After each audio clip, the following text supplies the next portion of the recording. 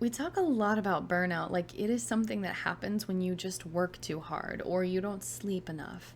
But the deeper truth is that burnout often happens when you are living out of alignment with your own needs, when you are neglecting what your body, your mind, and your spirit require for far too long. So it's not just in the hours that you're putting in at work, not just in the way that you smile at people when you're breaking inside. It's saying you're fine when you're not, when you're trying to be everything to everyone so that you don't disappoint, so that you aren't a burden, so that you don't risk losing connection. It's that hyper independence. And the hard part is that our culture rewards that. You get praised for being selfless, for holding everything together, for always being the one that people can count on. But the catch is that when your sense of safety is tied to being needed, it becomes difficult, if not impossible, to rest, even when you're exhausted. And I see this all the time. Women who come to me thinking that they're just tired, they're just exhausted.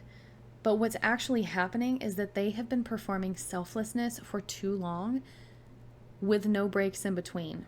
They didn't even know what their real needs were. They didn't even know what their mind or their body or their spirit needed. And they've eventually built an identity around being the reliable one, the strong one, the helper. And underneath that identity is a deep fear. The fear that, well, if I stop, who am I? If I let go, will everything fall apart? And you might notice some somatic signs of this kind of emotional burnout. Maybe your jaw is always tight, or your shoulders are up to your ears. Even when you finally have a moment of rest, your nervous system is buzzing. And then you feel wrong for being still, restless when you try to relax. You might even say yes automatically, even when your body is screaming no. And this isn't laziness. It's not even a mindset issue. It is a loss of self-protection. You've been surviving by over-functioning. And that survival strategy, it worked for a while, right? But now your body is calling for something different. So let's pause here for a moment and ask something brave. When did I learn that my needs were non-negotiable? I want you to let that question sit with you for a moment. If you feel comfortable, you can answer in the comments. If not, I do encourage you to write it down in a journal. Maybe it was when you were a kid and you were being praised for being low maintenance, or in your last relationship. Maybe it was in a relationship where there wasn't room for your voice. Maybe you don't even know where it started. You just know that you've been living this way for a very, very long time. And if that's you, you are not alone. You are just burnt out from pretending that you don't have needs. So here's something that I wish more people would say plainly. People pleasing isn't a personality trait. It is a survival pattern.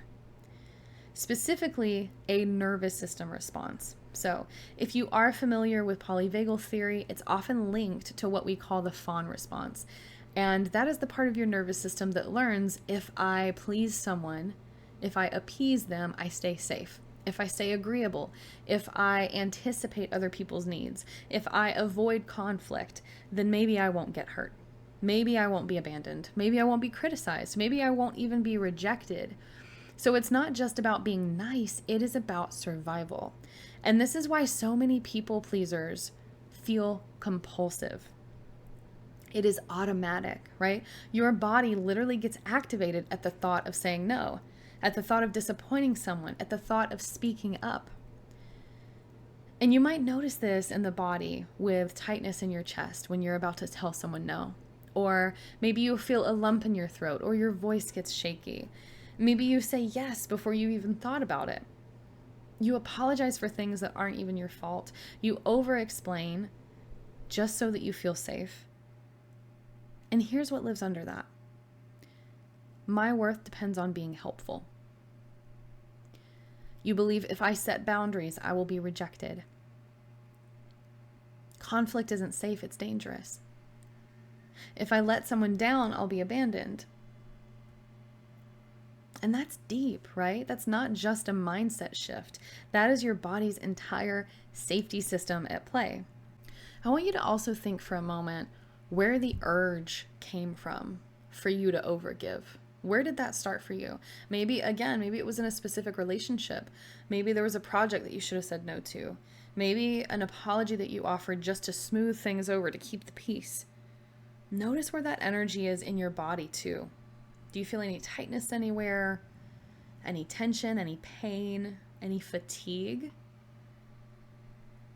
This is how we start to repattern the people-pleasing loop. Because that stress, those triggers, those emotions can get stuck in the body, right? And by slowing down, by feeling it into the body, not just trying to talk ourselves out of it, we can release that. And maybe that people-pleasing did help you stay safe when you had no other option. But if it is currently leaving you exhausted, disconnected, resentful, burned out, you are allowed to choose something new. You don't have to go cold turkey. You don't have to become an assertive boundary queen overnight, but you can start getting honest with yourself. What feels like a yes in your body? And what feels like a no? What's a no that you've been overriding? Because every time you start to choose yourself, even in smaller ways, your nervous system learns, I don't have to abandon me in order to stay connected, right? So let's talk about what happens in your body and what happens in your life when people-pleasing becomes your autopilot, your default setting. It's obviously not just emotional. It creates a full-blown burnout loop when it goes uncontrolled. So here's the cycle that I see most often, whether it is in my practice or out in the public, in the wild. In step one, you're often overextending yourself. Maybe you are saying yes when you meant to say no. You are pushing past your limits. You are absorbing other people's emotions. You're managing situations that are not yours to carry. Why? Because somewhere deep down, that feels safer than setting a boundary. And then step two, you start to ignore your body's fatigue signals.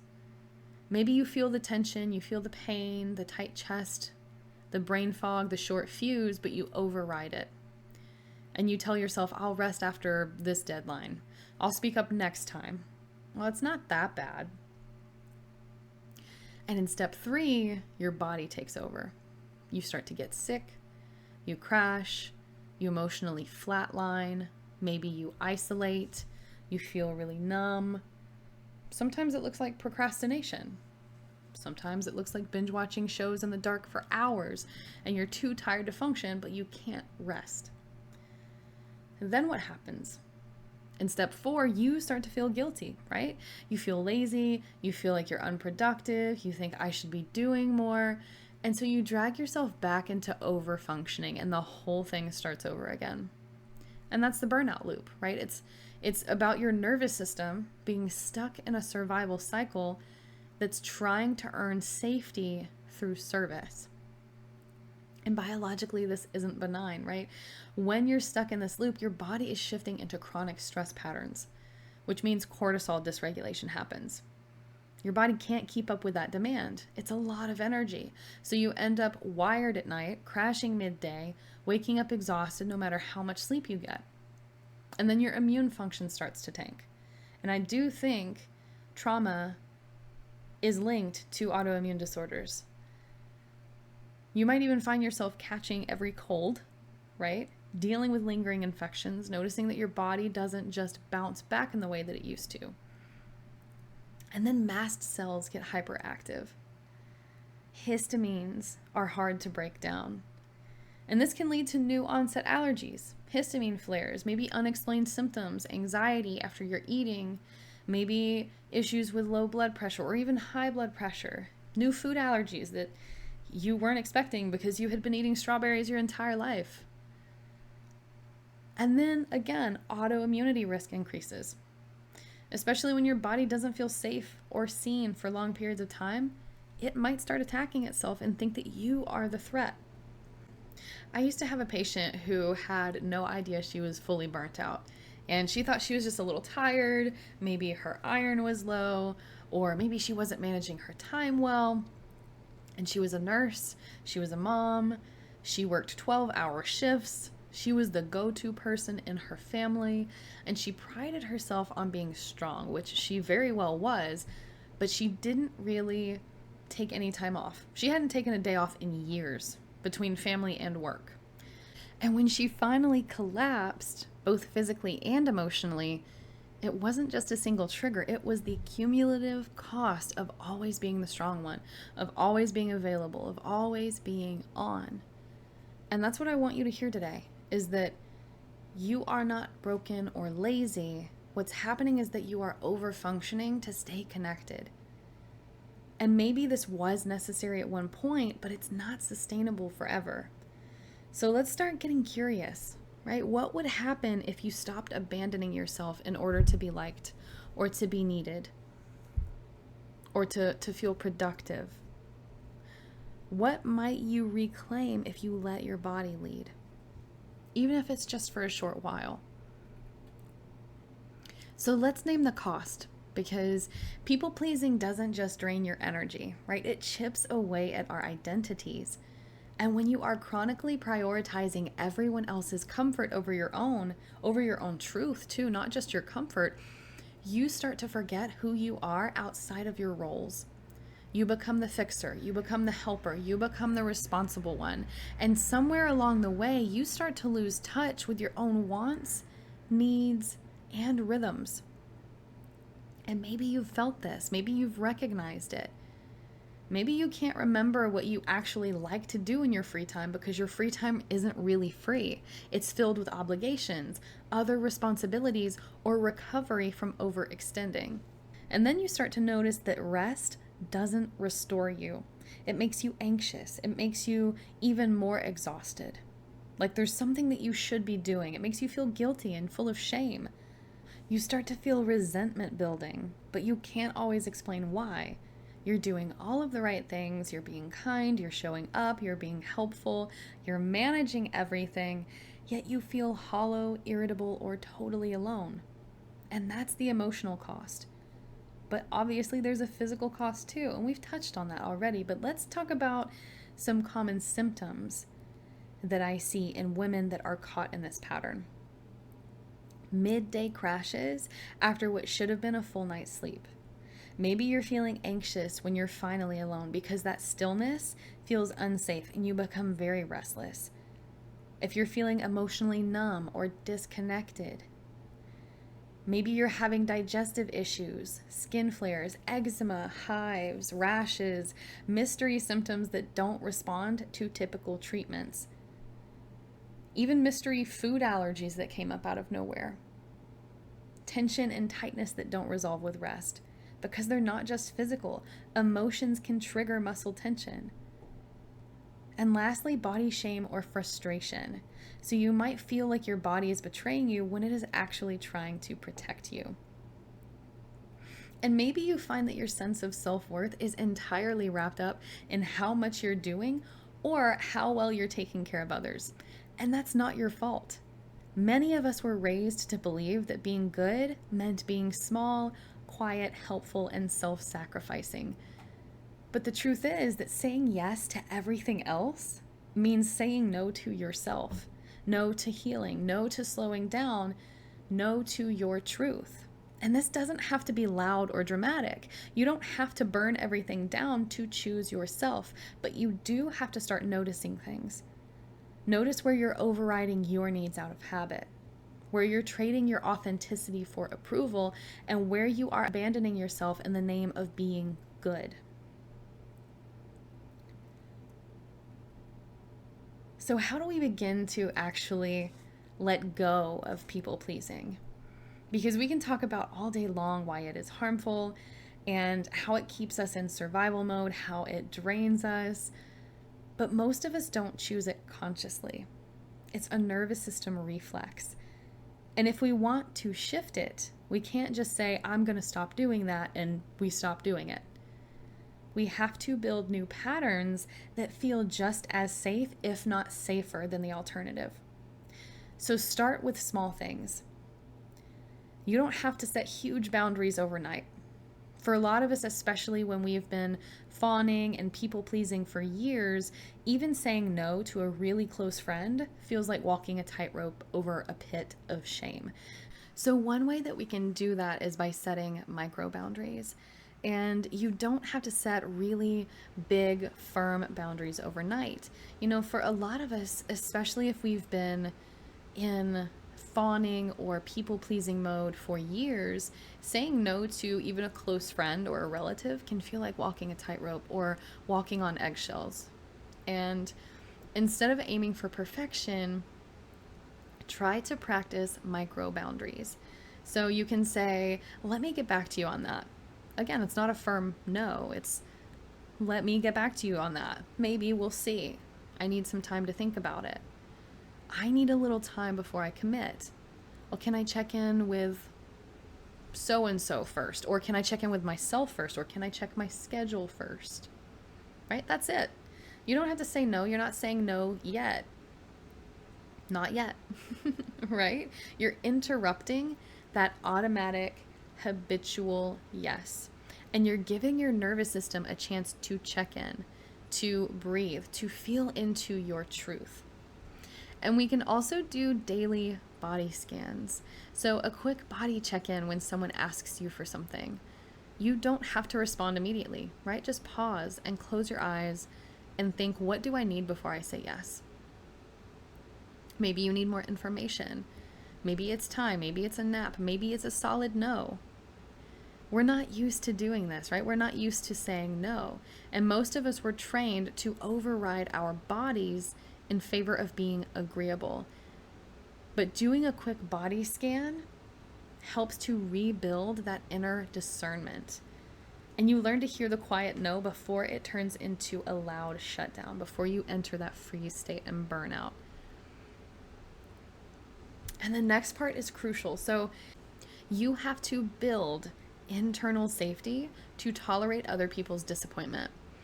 That's what keeps so many of us stuck. We know that we are overgiving, but the second we imagine letting someone down, our chest tightens, our stomach drops, our throat locks up, and we cave, right? We people please to get the relief of not feeling like a bad person. And that's where somatic safety and tools can come in. So you can let your body experience that discomfort in small, manageable, safe ways.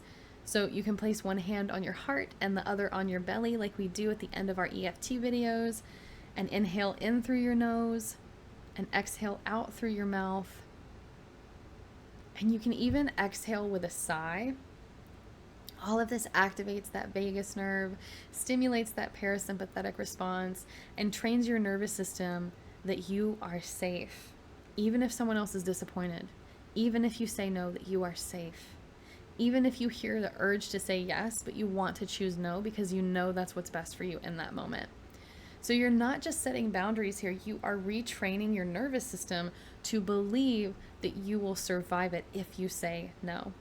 And for those moments where it feels really uncomfortable, anchor into your truth. Choose your truth over performance. And this doesn't have to be public. It doesn't have to be something on display. Maybe it's canceling a plan that you made out of guilt. Maybe it's letting a text go unanswered. Maybe it's making yourself lunch before helping someone else. These micro shifts matter and they accumulate over time. They teach your body that you don't have to abandon yourself in order to be loved. And another piece that no one talks about enough is that you don't unlearn people pleasing by yourself. So because people pleasing is a relational wound, it involves other people. It comes from relationships where your needs weren't safe, where your truth was too loud, where love was conditional on your compliance. So healing happens in safe relationships, in spaces where you can say no and still be held with kindness, where you can take up space and not be punished, where you can say, I don't have the energy right now, and no one shames you for it. And this is where that co-regulation becomes extremely healing. Your nervous system is around another regulated, compassionate presence. And it starts to learn that I can speak up and still belong. I can speak up and still be valued. I can speak up and still be loved. I can rest I don't have to overwork myself. I don't have to overfunction in order to be loved or to be valued or to have worth. And that's huge, right? And in my own life, I've found that these healing patterns aren't about becoming completely independent. It's about finding reciprocal connection.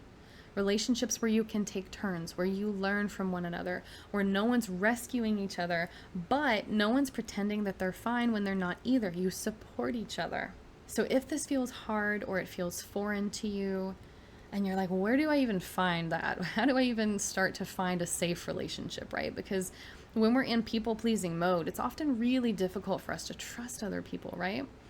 And that's exactly why we've created the garden. This is our private community where we get to unlearn overgiving together, where we start to talk about things like this, these relationships, these patterns, how our nervous system heals itself, what it means to set a boundary that your nervous system doesn't yet feel safe holding, how to practice asking for help, how to share your truth, even if your voice shakes. And then inside the nervous system healing code, we go even deeper. We help you repair your self-trust, to rebuild your inner safety system. And we walk step by step through the unwinding of those old fawning patterns so that you can reclaim your energy without guilt.